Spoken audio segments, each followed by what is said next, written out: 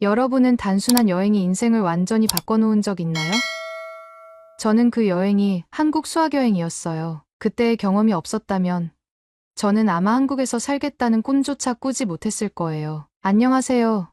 저는 에밀리 윈슬로우예요. 영국 런던에서 태어나 자랐고 런던의 명문 대학교에서 경영학을 전공했어요. 어릴 때부터 부모님은 저에게 언제나 안정적인 미래를 강조하셨어요. 아버지는 로펌 변호사, 어머니는 미술 큐레이터로 일하며 저를 사랑으로 키워주셨지만 동시에 저희 삶을 철저히 설계해 오셨죠. 명문학교 입학, 금융권 취업, 그리고 언젠가 영국에서 가정을 꾸리는 것까지요. 하지만 그 완벽한 설계도를 흔든 건 한국이라는 나라였어요. 제가 처음 한국을 알게 된 건 중학교 시절 친구 소피아 덕분이었어요. 소피아가 보여준 한국 드라마 도깨비의 한 장면이 저를 순식간에 사로잡았거든요. 처음엔 단순한 취미였지만 점점 한국 드라마와 케이팝에 빠지며 한국이라는 나라 자체에 대한 호기심이 커졌어요. 도대체 저 나라는 어떤 곳일까? 하는 궁금증이 마음 한구석에 자리 잡았어요. 잠깐 여러분 그거 아세요? 여러분의 구독, 좋아요, 알림 설정은 저에게 가장 큰 힘이 됩니다. 클릭 한 번으로 제게 큰 힘을 주시길 바라요. 그러던 어느 날 고등학교에서 한국 수학여행을 간다는 소식이 전해졌습니다. 해외 교류 프로그램으로 2주간 서울과 부산을 방문한다는 거였어요. 저는 이 기회를 절대 놓치고 싶지 않았어요. 하지만 부모님께 말씀드리자마자 단호한 반대가 돌아왔습니다. 한국?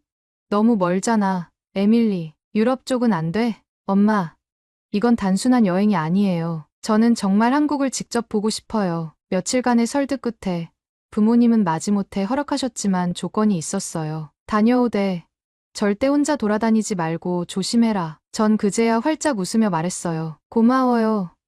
엄마, 저 다녀와서 꼭 이야기 들려드릴게요. 인천공항에 내리는 순간 심장이 터질 것 같았어요. 공항에 가득한 한국어 안내판, 공항 스피커에서 흘러나오는 케이팝 음악, 그리고 창 너머로 보이는 파란 하늘까지 드디어 한국이다 하는 감정이 온몸을 휘감았어요. 첫 번째 일정은 명동거리 탐방이었습니다. 명동에 들어서자마자 오감이 다 깨어나는 기분이었어요. 알록달록한 간판들이 불빛처럼 쏟아지고 거리마다 노점상에서 풍기는 어묵과 호떡 냄새가 코끝을 간지럽혔어요. 친구들과 함께 호떡을 사 먹으려 했는데 앞불싸 계산대 앞에서 멍하니 서 있었어요. 한국어로 어떻게 말해야 할지 몰랐거든요. 그런데 점원 아저씨가 웃으며 영어로 말씀하셨어요. First time in Korea?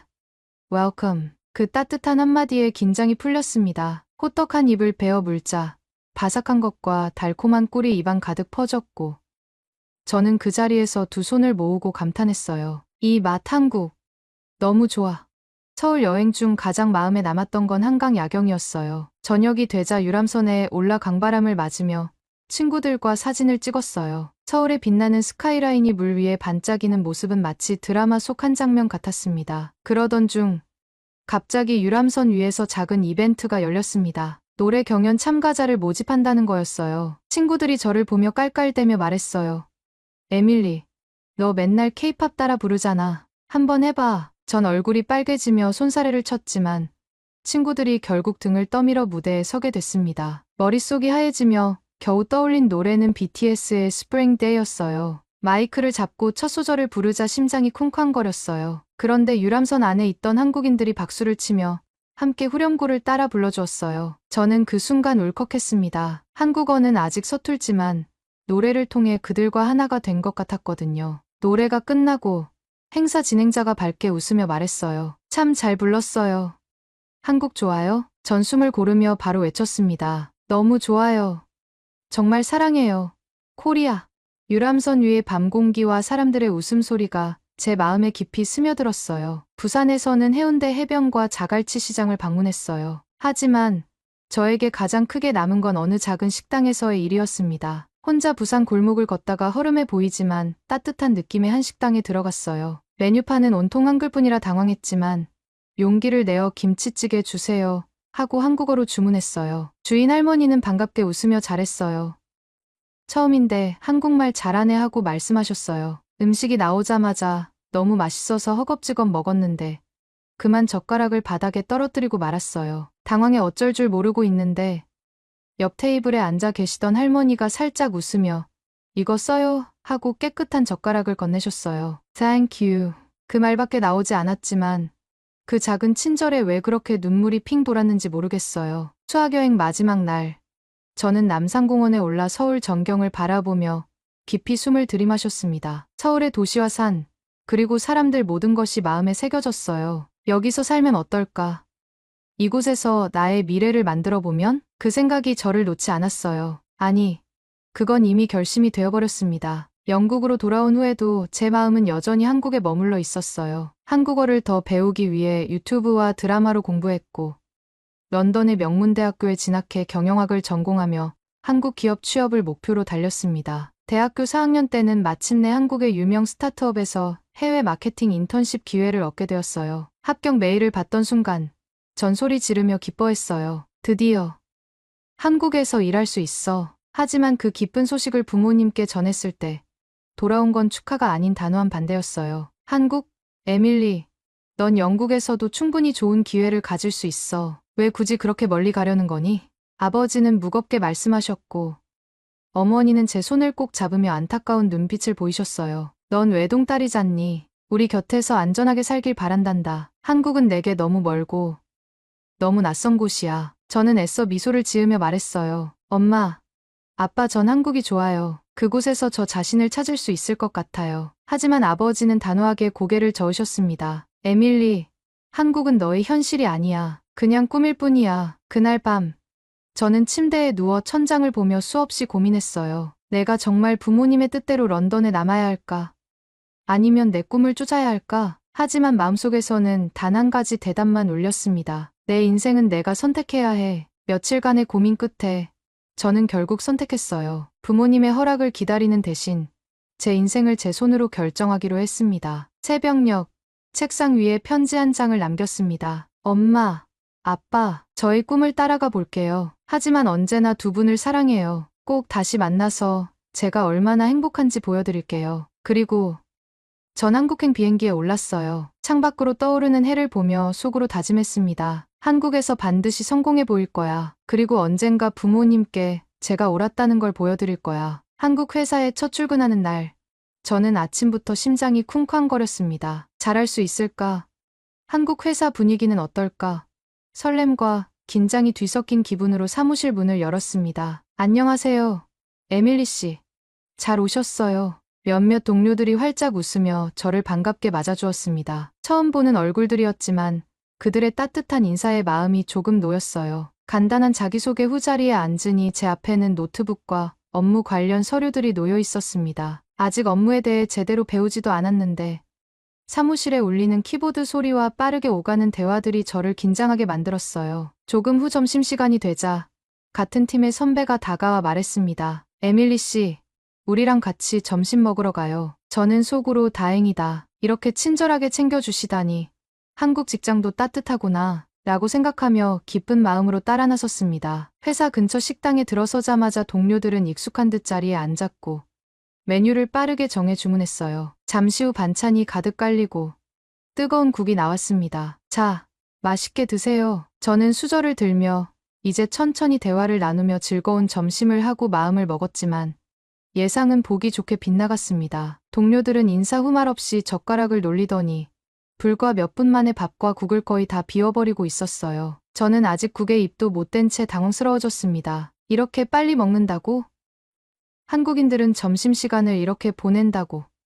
저도 서둘러 밥을 떠먹기 시작했지만 너무 급하게 먹던 탓에 목이 턱 막히며 사레가 들릴 뻔했어요. 얼굴이 뜨거워지고 숨이 가빠졌습니다. 그제야 동료 한 명이 웃으며 말했습니다. 에밀리 씨, 한국에서는 점심시간이 짧아서 다들 빨리 먹어요. 처음엔 놀라죠. 그 말에 저는 속으로 내가 생각한 한국 생활은 이게 아닌데 하며 혼란스러워졌습니다. 드라마에서는 늘 여유롭게 카페에서 수다를 떨던데 현실은 이렇게 빨리 먹고 바로 사무실로 돌아가는 거라니. 결국 저는 밥을 절반쯤 남긴 채 자리에서 일어났습니다. 동료들은 계산까지 순식간에 끝내고는 벌써 사무실로 향하고 있었어요. 저는 숨을 고르며 뒤따르며 생각했습니다. 이게 바로 소문으로만 듣던 한국의 빨리빨리 문화였구나. 사무실로 돌아오자마자 저는 잠시 물을 마시며 체한 속을 진정시키려 했습니다. 그런데 그 순간 팀장님이 저를 부르며 서류 한 뭉치를 내밀었습니다. 에밀리 씨, 이거 신규 프로젝트인데요. 이번 주까지 시장 조사 자료를 정리해서 보고서로 만들어 주세요. 갑자기 주어진 업무에 머릿속이 복잡해졌습니다. 뭐지? 이제 막 왔는데 벌써 보고서라니.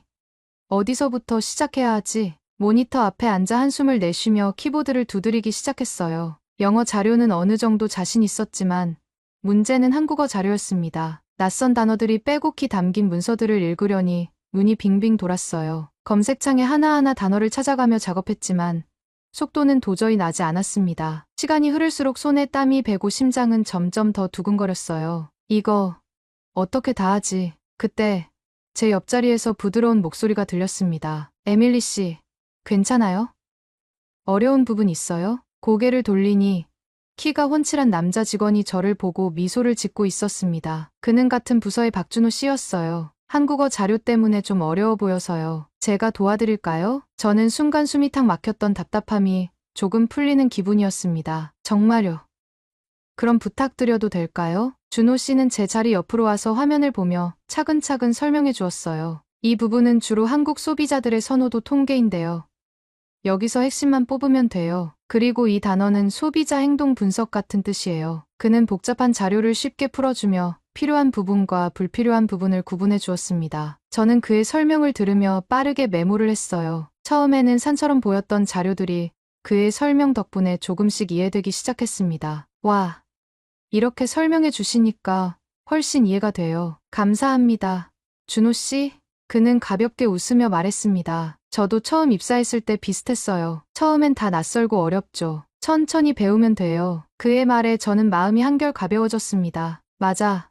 처음부터 잘할 필요는 없지. 나도 배우면서 성장하면 돼. 준호 씨의 도움 덕분에 자료 정리가 어느 정도 끝났을 때는 어느덧 저녁 시간이 다 되어 있었습니다. 창밖을 보니 서울의 저녁 하늘이 노을빛으로 물들어 있었어요. 오늘 정말 감사합니다. 아니었으면 하루 종일 헤맸을 거예요. 별 말씀을요. 필요할 때 언제든지 물어보세요. 그렇게 준호 씨와 함께 처음으로 긴 하루를 마무리했습니다. 집으로 돌아오는 길에 저는 오늘 하루를 곱씹었습니다. 빠르게 흘러간 점심시간에 당황하고 주어진 업무에 압도당했지만 그 안에서 저는 따뜻한 도움을 받았고 조금은 성장할 수 있었습니다. 한국 생활 내가 상상했던 것과는 조금 다르지만 이렇게 사람들과 함께하면서 배워나가는 거구나. 그렇게 제 한국에서의 진짜 도전은 이제 막 시작되고 있었습니다. 준호와 함께 처음으로 프로젝트를 마친 후 저는 회사에 조금씩 적응해 나가고 있었습니다. 점심시간마다 동료들과 함께 빠르게 밥을 먹는 것도 어느새 익숙해졌고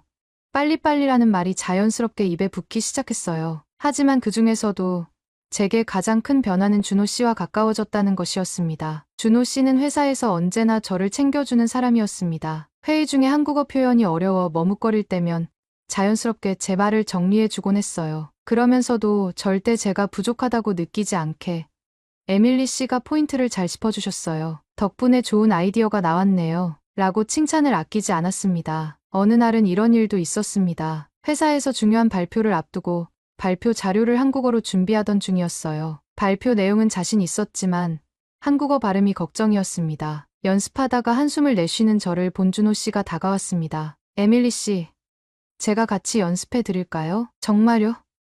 그럼 부탁드릴게요. 그날 저녁 사무실 회의실에서 둘이 남아 발표 연습을 했어요. 준호 씨는 제 발음을 하나하나 교정해주며 자연스러운 억양까지 알려주었습니다. 여기서는 고객님보다는 고객님처럼 발음이 더 자연스러워요. 한국 사람들도 이렇게 말해요. 아, 그런 디테일까지 너무 어려워요.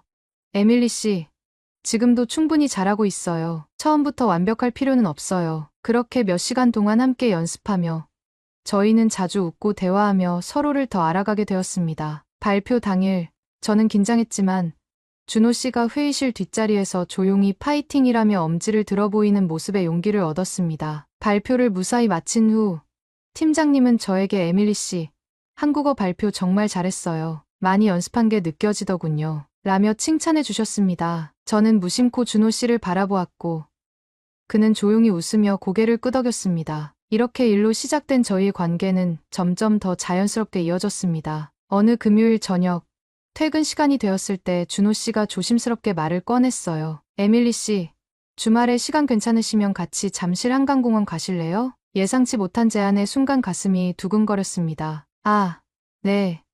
저도 한강공원 꼭 가보고 싶었어요. 주말이 되자 저는 처음으로 회사가 아닌 자리에서 준호 씨와 만났습니다. 그는 평소 회사에서 보던 정장 차림이 아닌 캐주얼한 옷차림으로 저를 맞이했습니다. 에밀리 씨, 오늘 날씨 정말 좋네요. 자전거 타는 거 좋아하세요? 사실 잘 타본 적은 없지만 오늘은 한번 도전해 볼게요. 저희는 자전거를 빌려 한강을 따라 달렸습니다. 처음에는 자전거 페달이 익숙지 않아 비틀거리며 겨우 따라갔지만 준호 씨는 제 옆에서 천천히 페이스를 맞춰주었습니다. 괜찮아요. 에밀리 씨, 속도는 중요하지 않아요. 같이 가는 게 중요하죠. 따뜻한 바람을 맞으며 자전거를 타다 보니 어느새 긴장이 풀리고 저는 한국에서 이런 풍경을 볼 줄은 몰랐어요. 정말 아름답네요. 라며 감탄했습니다. 잠시 자전거를 멈추고 한강변에 앉아 휴식을 취하며 이런저런 이야기를 나눴습니다. 에밀리 씨는 왜 한국에 오고 싶었어요? 저는 잠시 하늘을 바라보다가 대답했습니다. 처음엔 한류 때문이었어요. 그런데 와서 보니 이곳에는 그보다 더 많은 따뜻함과 새로운 배움이 있더라고요. 준호 씨는 제 말을 조용히 듣더니 말했습니다. 그 마음이 느껴져서 아마 다들 에밀리 씨를 좋아하는 거예요. 저도 그렇고요. 그 말의 순간 제 심장이 크게 뛰는 소리가 들리는 것 같았습니다. 그날 저녁, 저희는 한강공원 근처 포장마차에서 떡볶이와 어묵을 함께 먹었습니다. 뜨거운 떡볶이에 입을 호호 불며 맵지만 맛있어요 하고 외치는 제 모습에 준호 씨는 웃으며 사이다를 내밀어 주었습니다. 한국에서는 이렇게 매운 거 먹고 사이다 한 잔이 딱이에요. 그렇게 맵고도 달콤한 저녁을 함께하며 저희는 더 가까워졌습니다. 그 후로도 저희는 종종 퇴근 후 함께 저녁을 먹거나 주말에 서울의 이곳저곳을 돌아다녔습니다. 인사동에서 전통 찻집에 가서 유자차를 마시며 한국의 문화를 배웠고 남산에 올라 서울 야경을 보며 이렇게 아름다운 곳에서 살 수 있어서 행복해요. 라고 서로의 마음을 나누기도 했습니다. 하지만 그렇게 행복한 시간이 이어지던 중 작은 오해가 생긴 날도 있었습니다. 어느 날 회사에서 새롭게 맡은 프로젝트 회의 중이었습니다. 저는 해외 시장에 맞춘 홍보 전략을 제안했는데 준호 씨는 한국 시장에는 그 전략이 잘 안 맞을 수도 있어요. 라며 제 의견에 반대했습니다. 평소에는 저를 도와주던 준호 씨가 갑자기 다른 의견을 내자 저는 순간 서운함을 느꼈습니다. 회의가 끝난 후 그는 저를 찾아와 말했습니다. 에밀리 씨, 아까 너무 직설적이었죠. 기분 상하게 했다면 미안해요. 하지만 저는 에밀리 씨의 아이디어가 더 좋은 방향으로 발전할 수 있다고 생각해서 그랬어요. 그제야 저는 그의 진심을 이해할 수 있었습니다. 아니에요. 오히려 저를 더 생각해 주셨던 거네요. 제가 너무 예민했어요. 그날 저녁, 저희는 함께 밥을 먹으며 서로의 생각을 털어놓았습니다. 그 과정에서 저는 알게 되었어요. 준호 씨는 언제나 저를 응원해주는 사람이지만 필요할 때는 제가 더 나아지도록 직언을 해줄 수 있는 사람이기도 하다는 것을요. 그렇게 저희는 함께 일하며, 함께 웃고, 함께 부딪히며 점점 더 서로에게 소중한 사람이 되어갔습니다. 한국에 와서 저는 많은 것을 배웠습니다. 사람들과 부대끼며 성장하는 법, 새로운 문화를 이해하고 받아들이는 법, 그리고 누군가와 함께하는 소중함까지요. 그리고 이제는 마음속 깊이 알 수 있었습니다. 이곳에서의 제 삶은 단순한 한국 생활이 아니라 우리의 이야기가 되어가고 있다는 것을요. 준호와 함께한 시간이 쌓여 갈수록 저희 사이는 더욱 깊어졌습니다. 함께 일하며 서로의 부족함을 메워주고 함께 웃으며 한국의 이곳저곳을 돌아다녔던 모든 순간들이 저에게는 소중한 추억이자 행복한 시간이었어요. 그러던 어느 저녁 평소와 다름없이 퇴근 후 준호 씨와 저녁 식사를 하고 있었습니다. 테라스가 있는 작은 이탈리안 레스토랑에서 와인을 기울이며 이런저런 이야기를 나누던 중 준호 씨가 조심스럽게 입을 열었습니다. 에밀리 씨 아니, 에밀리. 그가 제 이름을 부르며 눈을 마주친 순간 제 심장은 저도 모르게 빠르게 뛰기 시작했습니다. 나와 함께 평생을 함께 해줄래요? 그는 주머니에서 작은 반지 상자를 꺼내며 저를 바라보고 있었습니다. 순간 모든 소리가 멈춘 것 같았어요. 저는 떨리는 목소리로 대답했습니다. 준호 씨 아니, 준호. 나도 평생 함께하고 싶어. 저희는 그렇게 결혼을 약속했습니다. 하지만 그 행복은 오래가지 않았습니다. 저희는 곧 이 소식을 부모님께 전해야 했으니까요. 며칠 후 저는 영국에 있는 부모님께 영상통화를 걸었습니다. 평소보다 살짝 떨리는 목소리로 인사를 건넸어요. 엄마, 아빠 잘 지내시죠? 그래. 에밀리, 얼굴 보니까 반갑구나. 무슨 일이야? 잠시 망설였지만 저는 용기를 내어 말을 꺼냈습니다. 저 결혼하려고 해요. 화면 속 부모님의 얼굴이 순간 굳어졌습니다. 어머니의 목소리가 먼저 들려왔습니다. 결혼. 누구랑? 함께 일하는 한국 사람이에요. 이름은 박준호고요. 정말 좋은 사람이에요. 잠시 정적이 흘렀습니다. 그리고 아버지의 무거운 목소리가 들려왔습니다. 한국 사람. 에밀리, 넌 대체 뭘 하고 있는 거야? 그 먼 나라에서, 그것도 우리가 알지도 못하는 사람과 결혼을 한다고? 어머니도 격앙된 목소리로 말씀하셨어요. 너 제정신이니? 외동딸인 내가 이렇게 멀리서 우리 곁도 아니고 한국에서 결혼을 한다고? 저는 애써 차분한 목소리로 대답했습니다. 엄마, 아빠, 저 정말 많이 고민했어요. 하지만 준호는 저를 누구보다 이해해주고 함께할 때 가장 행복한 사람이에요. 꼭 만나보시면 아실 거예요. 그러나 아버지의 대답은 단호했습니다. 만나고 자시고 할 것 없이 당장 한국으로 간다. 너를 데리고 돌아오겠다. 저는 그 말에 놀라며 말했습니다. 아빠. 그건, 하지만 이미 통화는 끊어져 있었습니다. 며칠 후 부모님은 말 그대로 한국에 오셨습니다. 공항에서 부모님을 마주한 순간 저는 걱정과 불안함에 가슴이 조마조마했습니다. 부모님의 표정은 굳어 있었고 어머니는 저를 보며 단도직입적으로 말씀하셨습니다. 그 남자는 어디 있니? 당장 보자. 저는 부모님을 모시고 준호 씨와의 만남을 주선했습니다. 부모님과 준호 씨가 처음 마주한 순간 공기는 무겁게 가라앉았습니다. 그러나 준호 씨는 한치의 흔들림 없이 공손하게 인사하며 바로 영어로 대화를 시작했습니다. 그는 영어가 매우 능숙했기 때문에 부모님과의 대화를 무리 없이 자연스럽게 이어나갔습니다. 안녕하십니까. 박준호입니다. 에밀리를 진심으로 사랑하며 소중히 모시겠습니다. 아버지는 냉랭한 눈빛으로 준호 씨를 바라보며 말했습니다. 당신이 우리 딸을 사랑한다는 걸 우리가 어떻게 믿어야 하지? 준호 씨는 잠시도 주저하지 않고 답했습니다. 말로는 부족할 것입니다. 하지만 저는 제 행동으로 보여드리겠습니다. 에밀리가 한국에서 외롭지 않게 언제나 곁에서 함께하며 지켜주겠습니다. 그날 이후 부모님은 준호 씨를 곧장 인정하지는 않으셨습니다. 하지만 함께 있는 시간은 자연스럽게 쌓여갔어요. 다음 날 준호 씨는 부모님을 모시고 서울 구경에 나섰습니다. 인사동 골목에서 전통 찻집에 들어가 따뜻한 유자차를 함께하며 한국의 문화를 소개했고 부모님께서 한국의 다도를 흥미롭게 바라보는 모습이 보였습니다. 이 차 정말 향이 좋군요. 영국의 홍차만큼이나 한국에서는 이런 전통차가 사랑받고 있습니다. 에밀리 씨도 이런 차를 참 좋아해요. 그렇게 부모님은 처음으로 한국의 정취를 느끼며 마음을 조금 열기 시작하셨습니다. 저녁에는 작은 한정식집에 함께 갔습니다. 정갈하게 차려진 반찬들을 보며 어머니는 놀라며 말씀하셨어요. 이렇게 작은 반찬이 이렇게 다양하게 나오다니 신기하구나. 준호 씨는 어머니의 그 말에 부드럽게 설명했습니다. 한국에서는 밥상에 많은 정성과 마음을 담습니다. 가족이 함께 나누며 따뜻함을 느끼는 것이 중요하거든요. 식사가 끝난 후 아버지는 여전히 굳은 표정이었지만 어머니의 얼굴은 조금씩 부드러워지고 있었습니다. 며칠 후 예상치 못한 일이 생겼습니다. 어머니께서 호텔 로비에서 미끄러지며 발목을 살짝 접질리셨습니다. 저는 순간 당황했지만 준호 씨는 재빠르게 어머니를 부축하며 걱정스러운 얼굴로 말했습니다. 어머니, 많이 아프세요. 병원에 바로 모셔가겠습니다. 병원에 도착해 진료를 받는 동안 준호 씨는 어머니 곁을 떠나지 않고 필요할 때마다 물을 건네며 괜찮으세요? 하고 살뜰히 챙겼습니다. 어머니는 처음에는 어색해 하시더니 이내 조용히 말씀하셨습니다. 이렇게까지 고맙구나, 준호 씨.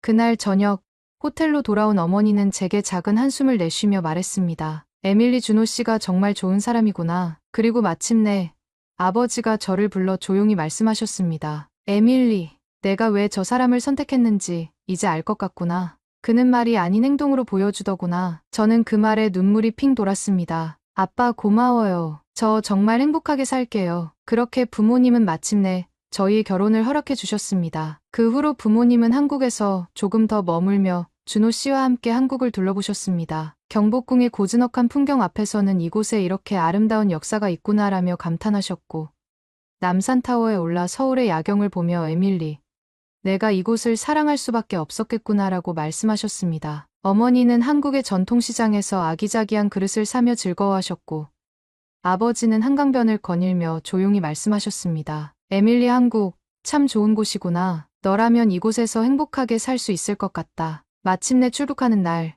부모님은 저와 준호 씨에게 이렇게 말씀하셨습니다. 에밀리, 너희 선택을 존중한다. 준호 씨, 우리 딸을 잘 부탁하네. 준호 씨는 허리를 굽히며 대답했습니다. 두 분의 소중한 딸을 평생 함께하며 지키겠습니다. 부모님은 마지막으로 저를 꼭 안아주시며 말씀하셨습니다. 에밀리, 너의 행복이 우리의 행복이다. 그리고 가끔은 우리도 한국에 놀러와도 되겠지? 저는 웃으며 대답했습니다. 언제든지요. 엄마, 한국에도 가족이 생겼으니까요. 부모님이 떠난 후 준호와 저는 서로를 바라보며 손을 맞잡았습니다. 이제 저희는 함께 걸어갈 길 위에 서 있었습니다. 부모님의 인정, 한국에서의 사랑, 그리고 함께한 모든 시간들이 저희의 이야기를 더욱 단단하게 만들어 주었습니다. 저는 이곳에서 사랑하는 사람과 함께 새로운 가족을 이루며 저만의 진짜 행복을 만들어가고 있습니다. 오늘의 이야기는 여기까지입니다. 오늘의 사연이 마음에 드셨다면 구독, 좋아요 부탁드리겠습니다. 소중한 시간 긴 이야기 끝까지 들어주셔서 진심으로 감사합니다. 앞으로도 더 좋은 사연으로 여러분을 찾아오겠습니다. 시청해주셔서 감사합니다. 해주셔서 감사합니다. 해주셔서 감사합니다. 해주셔서 감사합니다.